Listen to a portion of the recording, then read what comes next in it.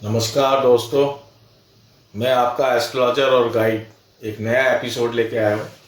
आज का जो हमारा एपिसोड है वो सूर्य और शुक्र, सन एंड वीनस कॉम्बिनेशन पे है। सूर्य शुक्र मुस्तरखा, सन एंड वीनस एसोसिएशन एज पर लाल किताब 1941। तो हम आज सूर्य और शुक्र पर चर्चा करेंगे कि इनकी जो कॉम्बिनेशन है, जो एसोसिएशन है या कंजक्शन है, और जो लाल किताब की दृष्टि के द्वारा जो एसोसिएशंस बनती हैं उसका क्या रिजल्ट आएगा। ठीक है ना, सूर्य शुक्र पे है। तो आज मैं आपको ले चलता हूँ लाल किताब 1941 पेज 244। उसमें क्या लिखा हुआ है और उसकी क्या व्याख्या है ये मैं आपको बताता हूँ।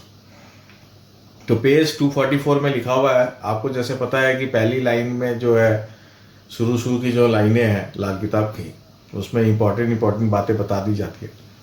तो इसमें लिखा हुआ है नुकसान 17 साल, यानी कि ऐसा जो व्यक्ति है जिसका सूर्य शुक्र की कॉम्बिनेशन है या एसोसिएशन है किसी भी तरीके से, तो उसमें नुकसान होने के चांस सबसे ज़्यादा है। 17 ईयर्स इसमें लिखा है, नुकसान 17 साल, दौलत 5 साल, शुक्र मंदा 25 साल। ठीक है ना, 25 साल तक शुक्र इसमें मंदा रहता है। आगे क्या लिखा है, शुक्र का खराब मगर सूरज का अपने लिए उत्तम फल होगा। यानी कि शुक्र का रिजल्ट यहाँ पे खराब होगा, वीनस का रिजल्ट यहाँ खराब होगा, लेकिन सन का रिजल्ट यहाँ पे बहुत अच्छा होगा। ये बात यहाँ पे बताई गई है मोटी मोटी तौर पे कि जब भी सूर्य शुक्र की कॉम्बिनेशन होगी तो उसमें वीनस का रिजल्ट ज़्यादा खराब होगा और सन का रिजल्ट अच्छा होगा।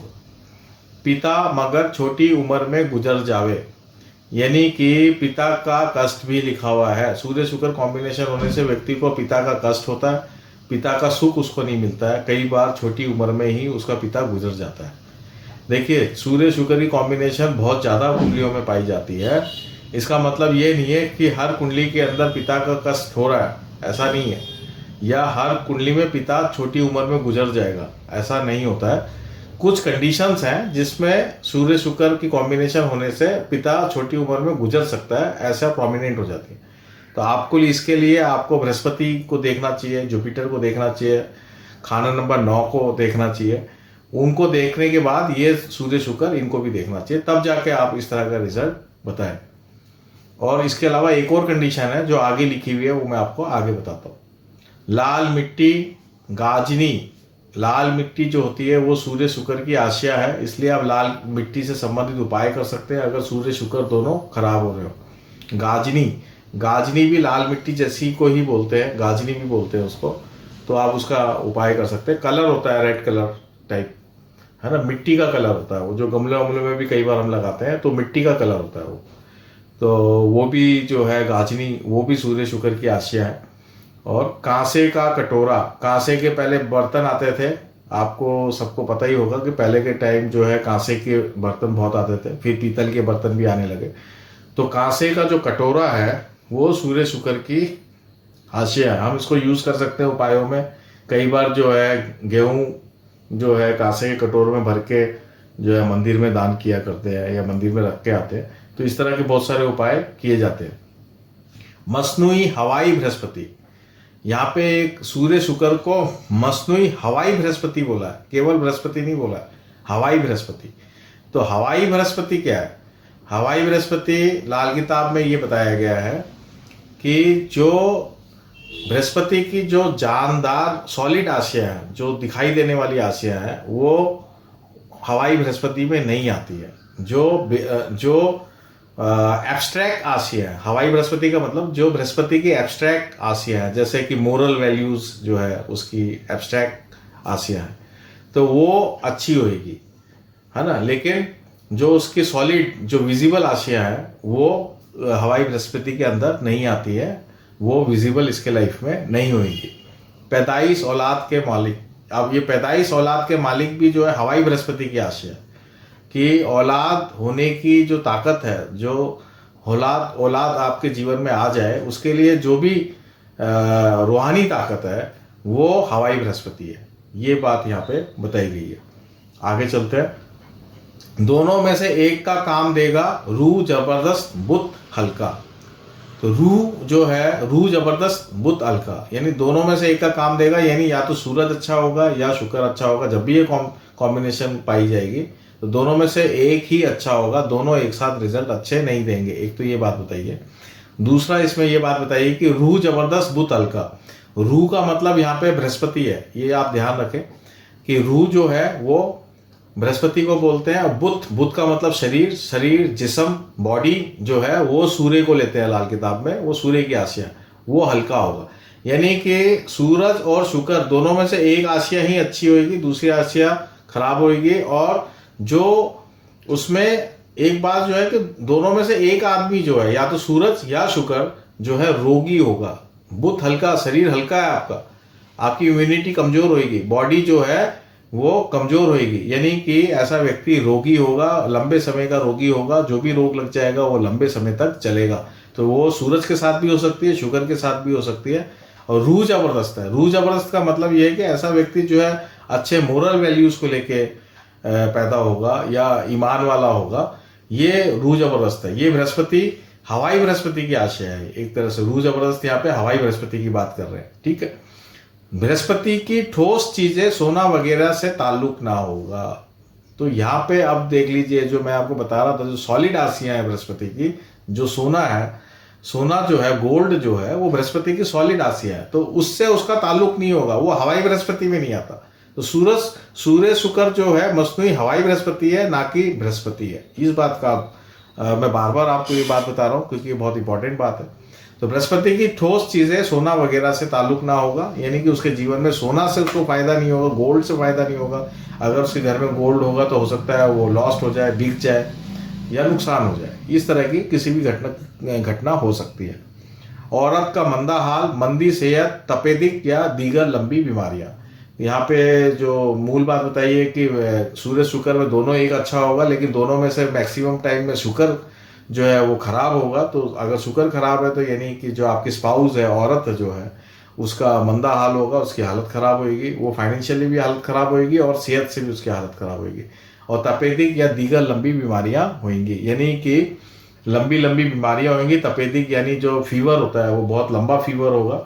फीवर देखिए, यहाँ पे जो शुक्र है, बॉडी है, बॉडी सूरज है, और फीवर भी जो है सूरज है ना।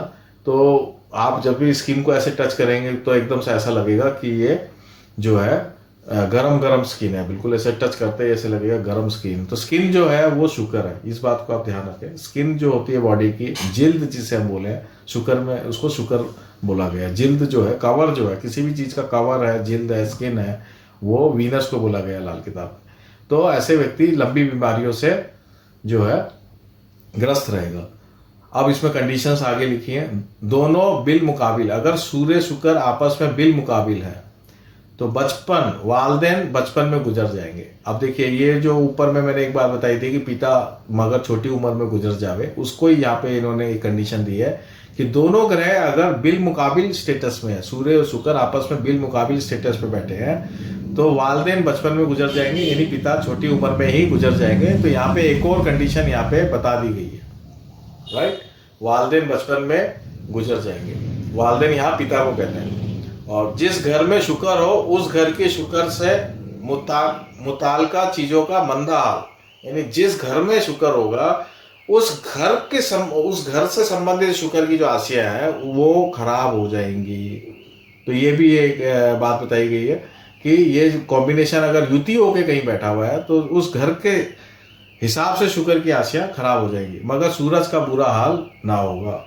तो आपको एक तो बिल मुकाबिल क्या है, बहुत लोग पूछेंगे, तो मैंने इसका ऑलरेडी एक वीडियो बना रखा है, आप उस वीडियो को चेक करें, वहाँ पे मैंने बिल मुकाबिल को पूरा एक्सप्लेन किया है, तो वहाँ से आप ये सीख सकते हैं। तो ये कंडीशन होने से पिता के लिए अच्छी नहीं है। और एक नॉर्मल रूप से ये बताया गया है कि सूरज शुक्र अगर युति होकर, कॉम्बिनेशन होकर कहीं बैठा हुआ है तो भी वो उस हाउस में, जिस हाउस में बैठा उस हाउस से शुक्र से रिलेटेड आसियाँ खराब हो जाएंगी। जैसे मान लीजिए कि अगर 4th हाउस में बैठा हुआ है सूर्य और शुक्र, तो हम ये कह सकते हैं कि उस घर के अंदर जो है मदर की सेहत खराब हो सकती है, क्योंकि शुक्र जो है वो स्त्री का कारक है और वहाँ पे चंद्रमा जो है वहाँ पे स्त्री है एज अ मदर के रूप में है, तो उनकी सेहत खराब हो सकती है। और सूरज की स्थिति अच्छी होगी, यानी घर के अंदर जो है कोई राज दरबार से फायदा हो सकता है, सरकारी नौकरी हो सकती है या मदर की ही सरकारी नौकरी भी हो सकती है। ये चीज़ें पॉसिबिलिटी हैं। इस तरीके से हम इसको और भी, आप जब आशयों पे जाएंगे तो आपको बहुत सारी आशाएं मिल जाएंगी। आगे चलते हैं। सूरज के दौरे के अरसे में सूरज जब नंबर 1 में आ जावे, शुक्र का मंदा हाल मगर खुद अपने लिए इकबाल मंद। अब यहाँ पे वर्षफल का एक लिया गया है कि वर्षफल में कैसे इसका यूज किया जाए। तो इसमें ये बताया है कि अगर सूरज और शुक्र अलग अलग घर में बैठे हैं लेकिन आपस में मुश्तरका है, यानी एसोसिएशन है, किसी भी तरीके से लाल किताब की दृष्टि संबंध से या बिल मुकाबिल संबंध से या किसी भी अलग तरीके से अगर ये आपस में एसोसिएट है, सूरज शुक्र अलग अलग घर में है, और जब वर्षफल में सूरज खाना नंबर 1 में आएगा, राजा बनेगा, तो उस साल शुक्र का हाल बुरा होगा। ये बात है, ये बात यहाँ पे बताई गई है। और इसको थोड़ा एक्सटेंड करके और अन्य किताब में, जो लाल किताब के जो अन्य वर्जन है 3940 में, उसमें ये बताया है कि अगर वीनस भी अगर खाना नंबर 1 में आ जाता है तो फिर सूरज का हाल खराब होगा। यानी सूरज खाना नंबर 1 में आएगा वर्षफल में तो उस साल शुक्र खराब है, और शुक्र खाना नंबर 1 में आ जाता है वर्षफल में तो उस साल सूरज की स्थिति खराब हो जाएगी। तो ये दोनों बात आप ध्यान रखें। जिस साल शुक्र खराब होगा उस साल वाइफ स्पाउस वगैरह की हेल्थ प्रॉब्लम्स, फाइनेंशियल प्रॉब्लम्स रहेंगी, और जिस साल सूर्य खराब होगा उस साल आपको राज दरबार से पेनल्टीज वगैरह, इज्जत वगैरह खराब होना, बॉडी आपकी खुद की जिस्म जो जातक है वो खुद है उसकी हेल्थ प्रॉब्लम्स आ जाए वो खराब रहेगा। तो ये जो है ये 244 में जो एक नॉर्मल रिजल्ट है सूर्य और शुक्र का वो मैंने आपको बता दिया है। और अभी मैं एक नेक्स्ट वीडियो के अंदर आपको हाउस वाइज जो इसका सूर्य शुक्र का रिजल्ट है वो मैं आपको बताऊंगा। तो अभी मैं यहाँ से विदा लेता हूँ। धन्यवाद दोस्तों, नमस्कार।